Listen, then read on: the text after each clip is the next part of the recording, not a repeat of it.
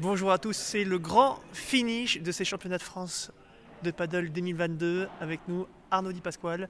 Salut Arnaud. Salut Franck. Dis donc, juste avant l'interview, tu as dit la principale différence entre le tennis et le paddle, c'est... C'est qu'on passe beaucoup de temps au bar, Ah, au paddle. C'est ça ce que j'ai dit, non? à peu près, oui. Et que c'était très bien parce qu'on met en avant la convivialité. On a pu voir ce week-end qu'il y avait beaucoup de convivialité aussi, en plus de la compétition. Eh bien, on va continuer un petit peu sur le tennis puisque, tu vois, j'ai des oreilles, j'entends, j'écoute. Il y a certaines joueuses, je ne les connais pas forcément, mais qui ont l'habitude de jouer des futurs ou de jouer des tournois de tennis, des 25 000 $, etc. Et qui étaient étonnées. C'est marrant, ça, un championnat de France avec autant de monde. Même dans le tennis, pour des compétitions importantes, on ne voit pas autant de monde. D'accord, pas d'accord D'accord et super surtout. Oui, oui, Enfin, oui. moi, je trouve ça super positif. On est hyper content et on peut dire que c'est une réussite de voir évidemment l'engouement, de voir que ce sport quand même commence à prendre de l'ampleur et ça c'est sympa. Plus ça avance, plus il y a de monde et encore il y a plein d'axes d'amélioration encore. J'insiste, mais c'est bien, ça prend le niveau. Il y a du spectacle, la densité, je trouve aussi. Il y a de plus en plus. Toi, il y a pas longtemps, tu faisais partie des tout meilleurs, par exemple. Et ben aujourd'hui, tu vois, tu as reculé. Mais pas parce que tu es moins bon, parce qu'il y a plus de joueurs. Ah, mais rien, je te demande. Merci, c'est gentil. Bien sûr, Merci. parce qu'il y a beaucoup plus de joueurs Oui. et de joueuses qui jouent et qui jouent bien. Et ça, c'est vrai qu'en 4-5 ans, enfin même 2-3 ans, on peut voir cette évolution. Il y a beaucoup de joueuses et de joueurs qui jouent régulièrement, qui progressent. Et là, quand on arrive, bah, évidemment qu'il y a toujours un petit écart entre les toutes meilleures, les tout meilleurs et les poursuivantes et les poursuivants. Mais malgré tout, cet écart il se réduit. Il y a plein d'équipes derrière où ça s'affronte et ça joue très très bien. Alors, ça joue très bien. Je crois que c'était hier ou avant-hier, pendant les directs. On a eu quelques messages du style dis donc, la paire Deep Clem, est-ce qu'un de ces quatre, on pourrait les revoir sur un championnat de France? Plusieurs fois, on nous a relancé. On a failli dire oui pour toi. Réponse? Le problème, c'est qu'on vieillit. Ah, Et plus le temps passe, plus ça va être compliqué. Plus il y a de densité, plus le niveau augmente et plus il va falloir faire d'efforts. Arnaud, donc Clément, lui, bon, il est blessé au poignet en ce moment, Ouais. mais il n'est pas exclu de le revoir, je crois, vraiment. Moi, Ouais. je pourrais me chauffer quand même. On ne sur- sait jamais. Je pourrais, en tout cas, jouer les phases régionales du moins. Oui, Déjà, ouais, il ouais. faut se qualifier. Mm.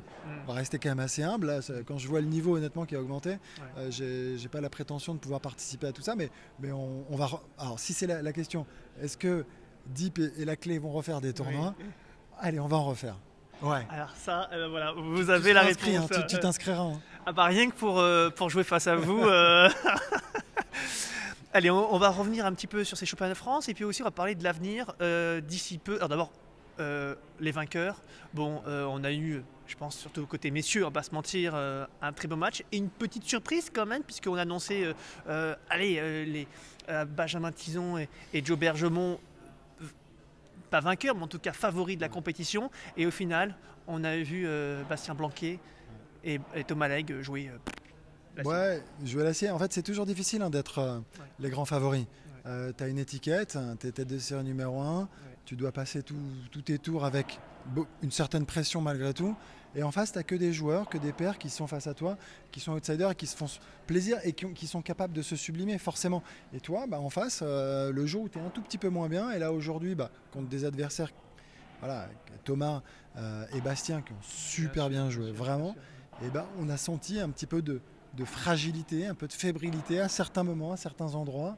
Et c'est là où ça bascule, ça se joue sur rien. Le tie-break de folie au deuxième, Qui mais aurait pu, beaucoup de tension. En fait, c'est tout ce qu'on aime au padel, je trouve, bien ce qui sûr. s'est passé sur ce match. Un match hyper serré, hyper On a voulu un troisième set. On Peu aurait, importe on le aurait futur voulu, mais- vainqueur. Mais... Ouais, et encore, on est content. Enfin, ouais, je sais même pas, tellement c'était bon. Non, parce que honnêtement, enfin, c'était irrespirable. Ce tie-break du deuxième, un set, un break, ils débreak, on pense qu'ils vont passer devant, ils passent pas devant. Derrière ça, on arrive au tie-break. Enfin, c'est un combat vraiment acharné. Ça tient, tu sens le combat mental là qui s'installe. Physiquement aussi, ça commençait quand même à être dur. On a vu Joe quand même en difficulté à certains moments. Hein. Et en même temps, c'est normal parce qu'il a beaucoup plus joué. Ils l'ont fait beaucoup plus jouer que Ben. Ben qui aujourd'hui est 60e mondial. Donc c'est normal, c'est le jeu. C'était la tactique à adopter. Et donc ça a été compliqué. Mais un super match, des super championnats de France. On a aussi vu des jeunes. Moi, enfin, j'insiste sur plein de choses qu'on a pu voir au-delà du niveau. Ah oui, mais j'allais te parler, justement, on prépare un petit article sur une fameuse Louise Duharel, je crois, je n'ai pas son nom de famille. Bahurel. Bahurel, pardon. 16 ans. Ouais. Elle fait Malaga pour le championnat d'Europe et on la retrouve ici dans ces championnats d'Europe. C'était la plus jeune joueuse, d'ailleurs probablement dans l'histoire en tout cas de la Fédération française de tennis pour le championnat de France. C'est une première, une mineure dans ces championnats de France. Pas mal quand même. Ça revient. Mais c'est hyper intéressant et c'est tout ce qu'on essaie maintenant aussi de mettre en place maintenant, enfin de créer une filière au niveau, de faire des rassemblements, de la détection et de voir qu'il y a une jeune comme ça, en plus, je trouve, qui dégage quelque chose vraiment sur le terrain, qui est un super. Elle joue au padel déjà, elle est joueuse, elle sent la balle, c'est hyper intéressant. D'ailleurs, elle a perdu contre Alix et Léa et c'était super pour elle, c'est une super expérience, c'est génial, ça doit lui donner envie. Alors pour l'instant, elle s'entraîne bien mais pas assez, enfin voilà, donc en fait on est dans cette phase un peu transitoire, je trouve, dans le monde du padel où progressivement on passe vers un monde un peu professionnel où on peut commencer à croire et penser que le sport pro existe, parce qu'il y a beaucoup de gens, je pense, qui jusque-là le savaient pas trop, se posaient des questions, et ben finalement on va y arriver et c'est top. On voit le circuit international qui se structure, qui met plus de moyens, plus d'argent, donc qui peut permettre peut-être à plus de joueuses et de joueurs aussi d'en vivre, et ça peut donner des idées, ça peut créer des vocations. Et cette jeune Louise là, ouais, on l'a vue, on la suit. Et il faut créer maintenant, il ne faut pas qu'elle soit seule, il ne faut pas qu'elle soit isolée. Au contraire, il faut essayer de créer un pool de joueuses et de joueurs chez les jeunes pour les accompagner et commencer à travailler sur des générations de joueuses et de joueurs de padel, les premières. Alors, on va continuer de parler de l'avenir. Deux sujets. Premier sujet, bon, à court terme, forcément, ça, quasiment demain, c'est la semaine prochaine. Qu'est-ce qui se passe ?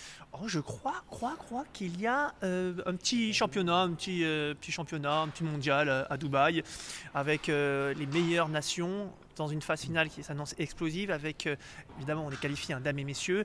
On a entendu top 5, l'objectif, il y a entre top 3 et top 5 en fonction forcément du tirage au sort et des nations qui vont être présentes face à nous. Toi, tu as un petit pronostic? Allez, on aime bien le jeu des pronostics, on aime bien ça. Non, mais je sais que vous aimez bien ça. Allez. Mais non, mais ça dépend, c'est tellement aléatoire. Et c'est vrai, c'est tellement aléatoire.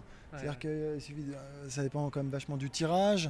Un concours de circonstances, il suffit qu'une équipe perde avant, ça peut t'ouvrir un tableau.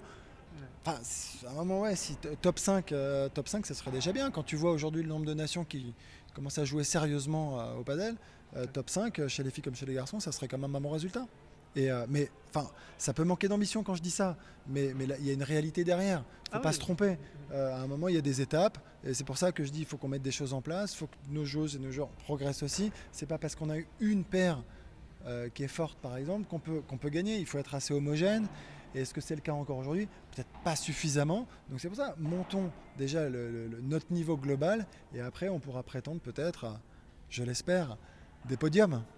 3 joueurs quand même dans le top 60 mondial, qui l'eût cru, avec un Benjamin Tison qui est 59e, 40e à peu près pour Léa Godalier, et puis 21e, 26e, 27e pour Alice Colombon, quand même. 24, 3, je crois. 24, ah bon, zut, ça change. 2 et 4. D'accord. Non, mais c'est super. Mais en fait, c'est ce que je dis, on a besoin de locomotives dans le sport. Tu veux dire quelque chose?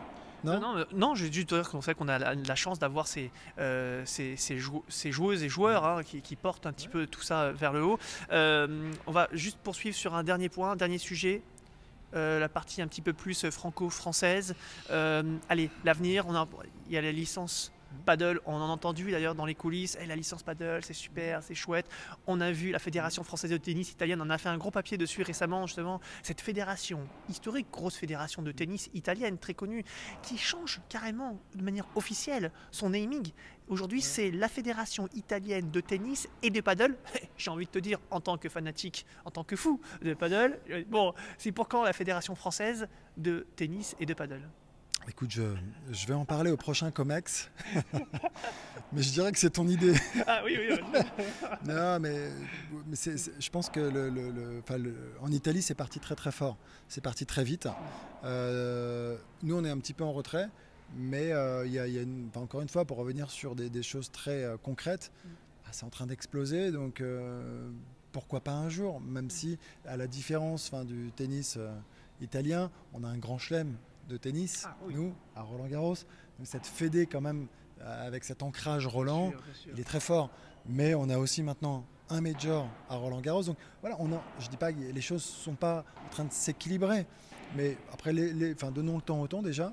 Mais les choses avancent et progressent. Et en effet, il y a cette licence, il y a le développement, il y a de plus en plus de pistes, il y a de plus en plus de pratiquants, il y a de plus en plus de monde au championnat de France. Le niveau augmente. Les jeunes commencent à jouer. Et là, on est en train de recenser aussi le nombre d'écoles de paddle pour pouvoir vraiment savoir aujourd'hui identifier les meilleurs jeunes. Mais on est dans une dimension aussi très loisir parce que c'est très bien que là, on parle de moins de 1% des joueuses et des joueurs. Et ça, donc la réalité, c'est aussi qu'il faut développer surtout le loisir. Et comment on s'y prend, c'est faire aussi beaucoup plus de com et y croire. Mais on y croit aujourd'hui, on est très ambitieux.